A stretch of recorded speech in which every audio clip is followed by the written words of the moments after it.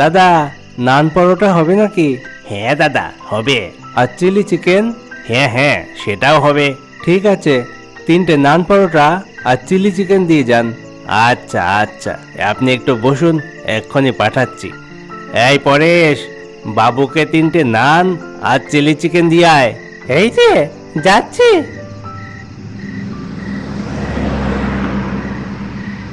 আমি একজন ড্রাইভার, পণ্য বহনকারী গাড়ি চালাই।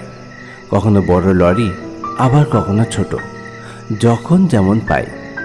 মালপত্র নিয়ে এদিক ওদিক ছুটে বেড়াতে হয় আমাকে। আর এই কাজ করতে গিয়ে ভারতবর্ষের প্রায় অনেক জায়গাতেই ঘোরা হয়ে গেছে আমার। এই মুহূর্তে আছি বাঁকুড়ায়।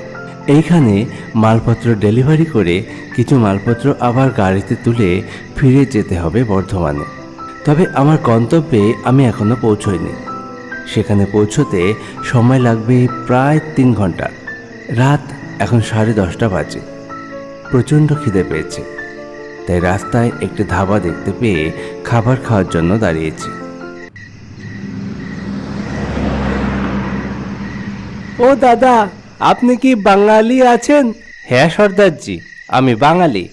তা আপনি কোথা থেকে এসছেন? পাঞ্জাব থেকে নাকি? পাঞ্জাবি মানে কি শুধু পাঞ্জাবে থাকবে, অন্য কোথাও থাকতে পারবে না? না মানে ওই আপনাকে দেখে আমার মনে হলো। এটাই তো স্বাভাবিক, সবাই তো এটাই মনে করে। মজা করলাম, কিছু মনে করবেন না। আমি কলকাতাতে থাকি, একটা ট্রান্সপোর্ট কোম্পানির মাল নিয়ে এসছি এই বাঁকুড়াতে।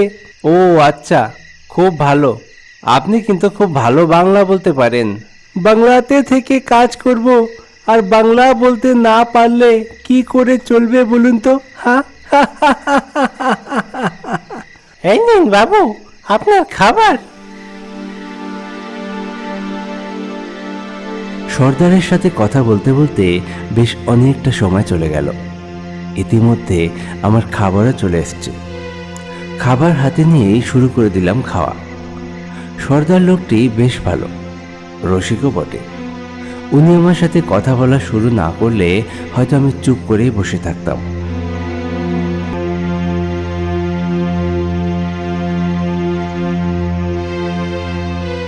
আপনি খেয়ে নিন, আমি অনেকক্ষণ বসে আছি।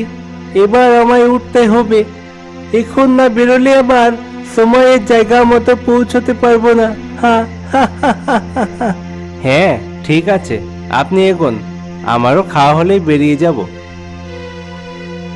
আপনি কি এই রাস্তায় আগে কখনো এসেছেন? না, এই প্রথম। কেন, ভূতে বিশ্বাস করেন? ভূতে কখনো তো দেখিনি, তাই ঠিক। ও, তা দেখলে তো বিশ্বাস করবেন? হ্যাঁ, চোখে দেখলে তো আর অবিশ্বাস করার জায়গা থাকে না, বিশ্বাস তো করতেই হবে। শোনেন, আপনার যদি কপালে থাকে আপনি আজকে ভূত দেখতে পারেন। আমি এই রাস্তা দিয়ে অনেকবার যাতায়াত করেছি, প্রায়ই আমি ভূত দেখেছি।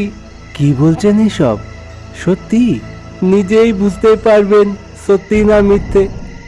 আপনাকে আগে থেকে সাবধান করে দিলাম, ভয় পাবেন না, গাড়ি চালাতে থাকবেন। যদি কেউ গাড়ির সামনেও চলে আসে আপনি গাড়ি চালাতে থাকবেন, গাড়ি কিন্তু থামাবেন না, বলে দিলাম। হ্যাঁ।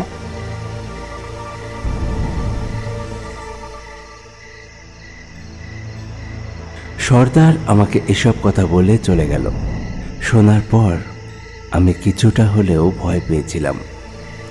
অন্য কেউ ভূত দেখেছে এই গল্প শুনতে ভালো লাগলেও আমি ভূত দেখব এই কথাটা ভাবতেই বুকের মধ্যে যেন ধুকধুক করতে লাগলো।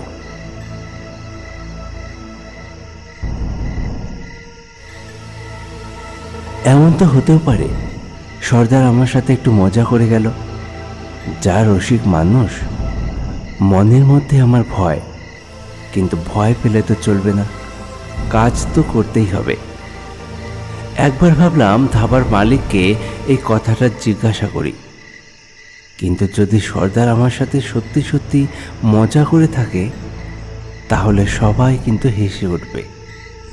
না, কাউকে কিছু বলা যাবে না। খাওয়া দাওয়া শেষ করে আমি আবার গাড়ি নিয়ে বেরিয়ে পড়লাম। বেশি দেরি করলে আমার আবার গন্তব্যে পৌঁছতে দেরি হয়ে যাবে।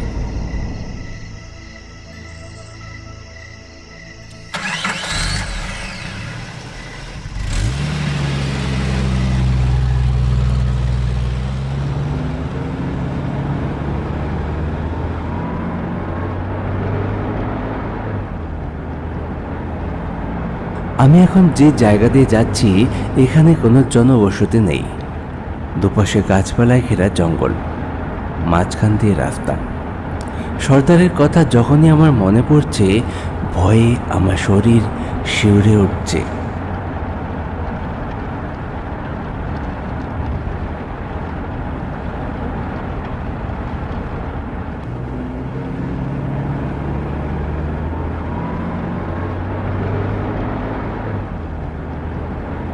প্রায় আধ ঘন্টার মতো গাড়ি চালানোর পরেও যখন কিছু দেখতে পেলাম না, তখন নিজের মনকে আশ্বস্ত করলাম যে আর নিশ্চয়ই কিছু দেখতে পাবো না।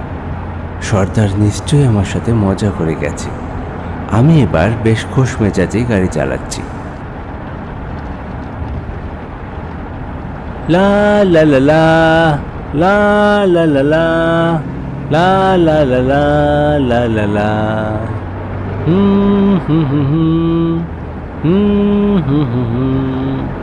হা হা হা হা হা হা।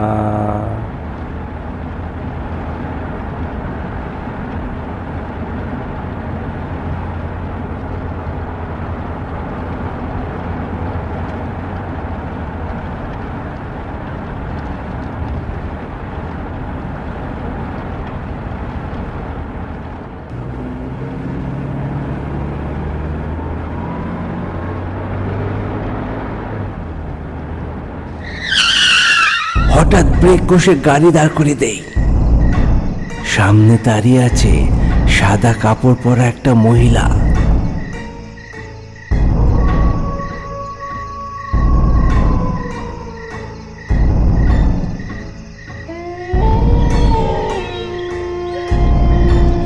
ভয়ে আমি ঘামতে শুরু করেছি। তার মানে সর্দার আমার সাথে মজা করেনি। সত্যি এই রাস্তায় ভূত আছে।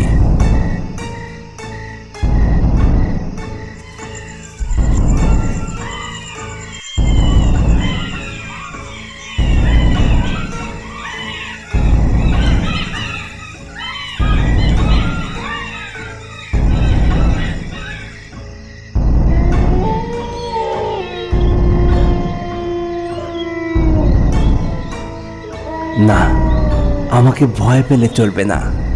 আর দাঁড়িয়েই বা কতক্ষণ থাকবো? আমি ভাবতে লাগলাম, ভূত মানেই তো ছায়া মূর্তি, কোনো শরীর নেই, অশরীরই। আমি যদি জোরে গাড়ি চালাই, হয় ও ওখান থেকে সরে যাবে, না হয় আমার গাড়ি ও শরীর ভেদ করে চলে যাবে। এই কথা ভেবে আমি গাড়ি চালাতে শুরু করলাম।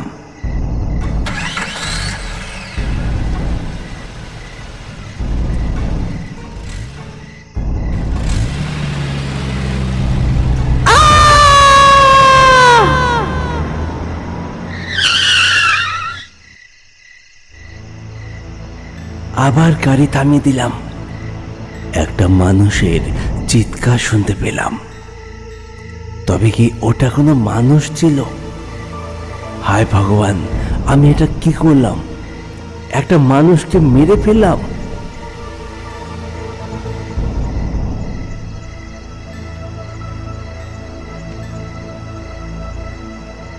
আমি এদিক ওদিক তাকাতে থাকি। দেখতে পাই রাস্তার পাশে পড়ে আছে সেই মহিলা।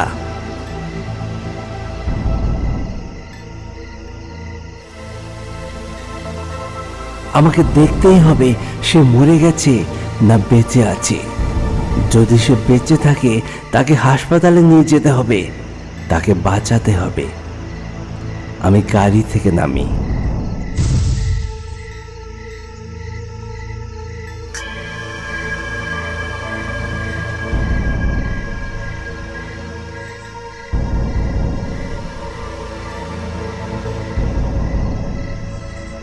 নেমে তো অবাক হয়ে যাই। এতক্ষণ যাকে রাস্তার পাশে পড়ে থাকতে দেখলাম, এখন দেখি সে সেখানে নেই। কি ব্যাপার? কোথায় গেল? এদিক ওদিক তাকাই। আমার নজর পড়ল একটু দূরে। সেই মহিলাটি জঙ্গলের ভিতর থেকে হেঁটে যাচ্ছে।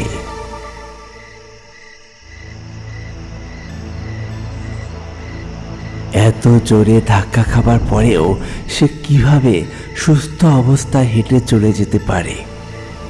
এইবার আমি বুঝতে পারলাম, সে নিশ্চয় মানুষ নয়, সে সত্যি কোনো অশরীরী। আমার ভয় আরো দ্বিগুণ হয়ে গেল। এখান থেকে তাড়াতাড়ি চলে যাওয়াই ভালো।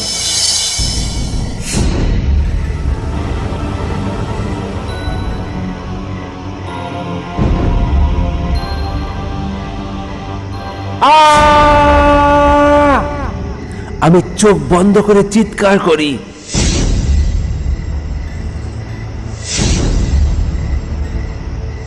চোখ খুলে দেখি সেখানে কেউ নেই।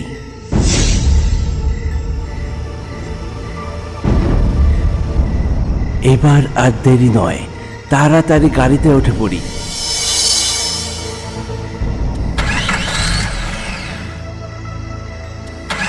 গাড়ি স্টার্ট করার চেষ্টা করছি, কিন্তু গাড়ি স্টার্ট নিচ্ছিল না।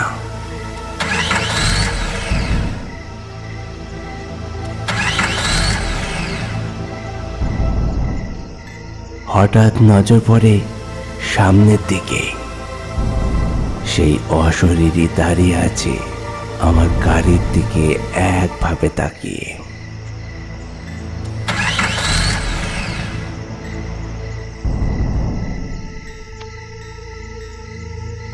বারবার আমি গাড়ি স্টার্ট করার চেষ্টা করতে থাকি, কিন্তু গাড়ি স্টার্ট নিচ্ছে না।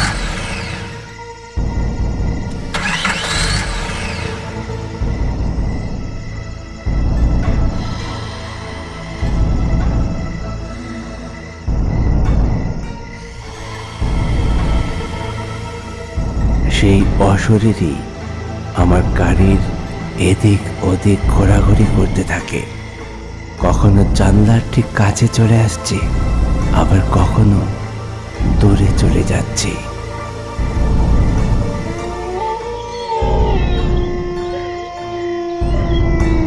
ভয়ে আমি ঘামতে শুরু করে দিয়েছিলাম। আমি ধরেই নিয়েছিলাম যে আমি আর বাড়ি ফিরতে পারবো না। মনে মনে শুধু ভগবানকে স্মরণ করে যাচ্ছিলাম। হঠাৎ আমি দেখতে পাই দেবদূতের মতো একটা গাড়ি ছুটে আসছে আমার দিকে। আর সঙ্গে সঙ্গে সে গাড়ির আলো দেখতে পেয়েই আমি মনে সাহস পেলাম। আবার স্টার্ট করার চেষ্টা করি। এইবার গাড়ি স্টার্ট হয়ে গেল। গাড়ি যেই মুহূর্তে স্টার্ট হয়ে গেল, সঙ্গে সঙ্গে আমি জোরে গাড়ি চালাতে শুরু করে দেই।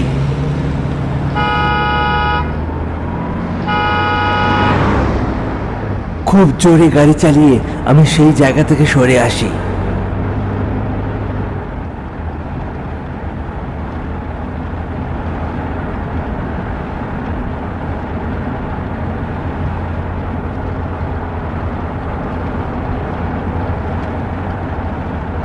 এরপর আমি অনেকটা রাস্তা পার করি, কিন্তু সেই অশরীরীকে আর দেখতে পাইনি।